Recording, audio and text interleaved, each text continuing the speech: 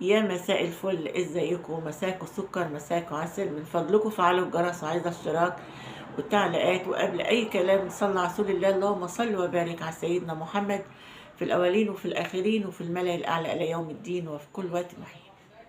هنسمع المشكلة ونشوف مشكلة المدام دي. بتقول انا متجوزة بقالي 15 سنة، جوزة راجل محترم جدا، كل الناس بتحترمه، اهلي واهله، الجيران، في الشغل، يعني كل الناس بتحترم جوزي.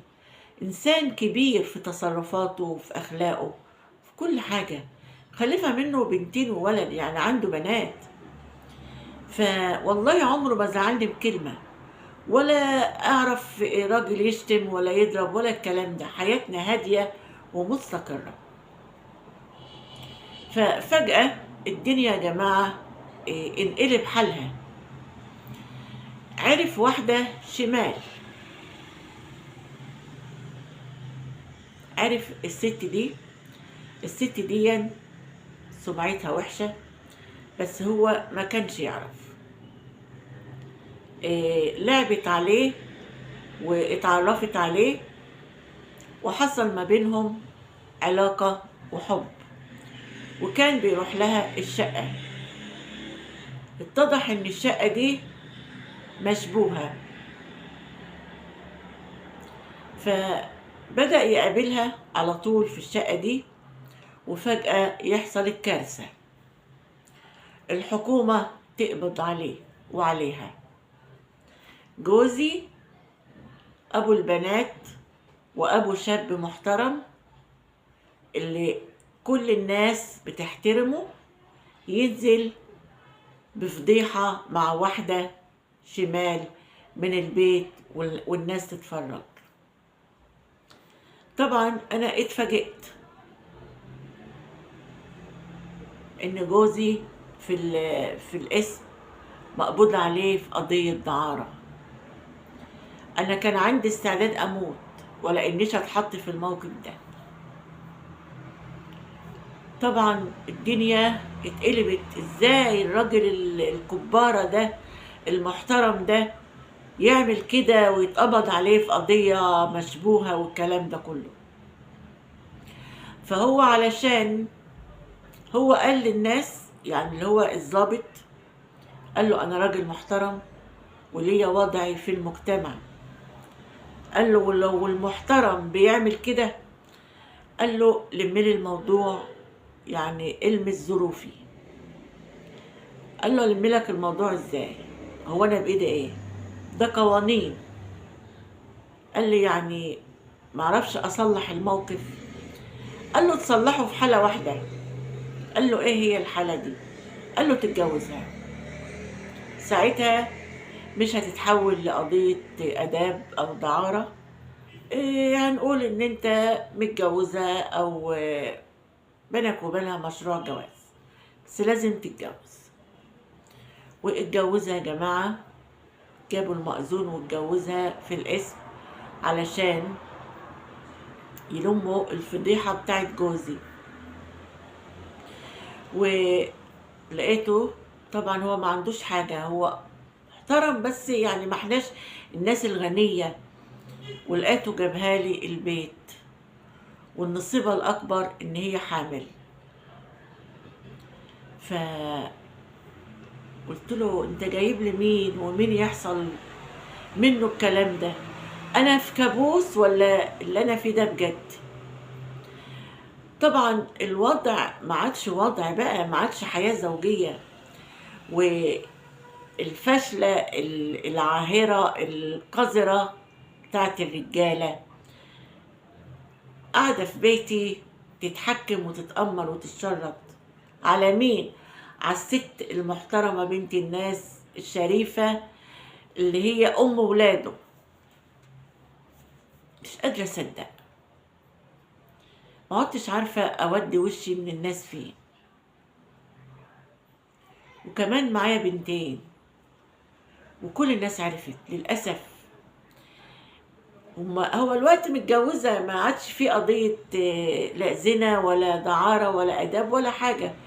الضابط لمس له الوضع المجتمع بتاعه، وعمل كده علشان يخرج من قضية ما يسجنش في قضية دعارة هو وهي.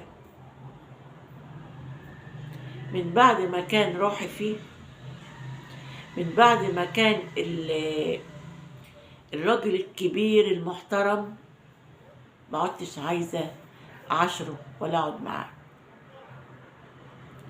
أخدت الأولاد وقاعدة عند أبويا. أبويا كره الأولاد، قال لي: يا بنتي، أنا عمري في حياتي اسمي ما اتهز، ولا قيمتي ولا كرامتي. قلت له: يا بابا، الأولاد يعني ذنبها إيه؟ قال لي: ذنبها إن ده أبوها. قلت له: يعني أعمل إيه يا بابا؟ قال لي: أنت بنتي وحاملة اسمي، لكن دول حاملين اسم أبوهم، يروحوا لأبوهم. وقعد يقول للعيال: ما تزعلوش مني، محدش يتأثر من جده يعني، بس أنا الموضوع ده مش عارف أتقبله. هو دلوقتي قاعد يعيط وإجا البيت عند أبويا، قاعد يستسمح أبويا. طبعا أبويا رافض مقابلته، وقال له: ما تجيش البيت ده، أنت إنسان نجس، أنا بيتي طاهر ما يخشوش واحد زيك. قال له: يا عمي، أنا راجل، مهما كان أنا راجل، مفيش حاجة تعبني، ودي غلطة، و... واحنا ما احناش معصومين من الخطأ. قال له: اطلع بره وما تجيليش وتطلق بنتي، وولادك خدهم وربنا يسهلها. هو اتجوزها شوية وعاوز يطلقها. طب والولد؟ هو مش عارف الولد ابنه ولا ابن مين، لان هي سلوكها وحش وماشية مع اكتر من راجل. فانا قاعدة في بيت ابويا وقلت له: هتطلقني؟ انا هتطلقني مش هرجع لك تاني، انسى.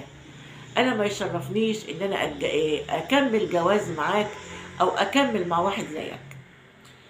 قال لي: طب والاولاد؟ قلت له: الاولاد يبقى انا بقى، لو انت خايف على الاولاد هات لي شقه وتطلقني وتبعت لي مصاريف العيال واربيهم. طول ما هم معايا ابويا مش هيقبل ان هم يفضلوا معايا. طبعا ولادي زعلانين من جدهم وبيدفعوا الثمن غالي. اتحطمنا. إيه، الدنيا اسودت في عينيا. والله يا جماعة ما أنا عارفة يعني، فجأة كده لقيت الحال بيتبدل. وللأسف الحمل ده هينتسب لمين؟ أكيد هينتسب لجوزي. أنا ماليش دعوة بيه. أنا دلوقتي خدت قرار إن هو يطلقني ويجيب لي شقة أربي الأولاد. فدلوقتي مش راضي يطلق. فأبويا قال لي: اعملي خلع. رحت لمحامي، قال لي: لازم تقولي سبب اللي انت عاوزة تخلعيه. عايزة تتطلقي بسبب ايه؟ لازم تقولي السبب. طب انا لو قلت السبب الفضيحة هتكبر اكتر. يعني لو هي اتعرفت برضو ناس قليلة، لكن لو انا رفعت قضية خلع واقول سبب طلاقي من جوزي، لازم اقول السبب، فالموضوع هيكبر اكتر. مش عارفة اتصرف ازاي واعمل ايه، يا ريت تفيدوني.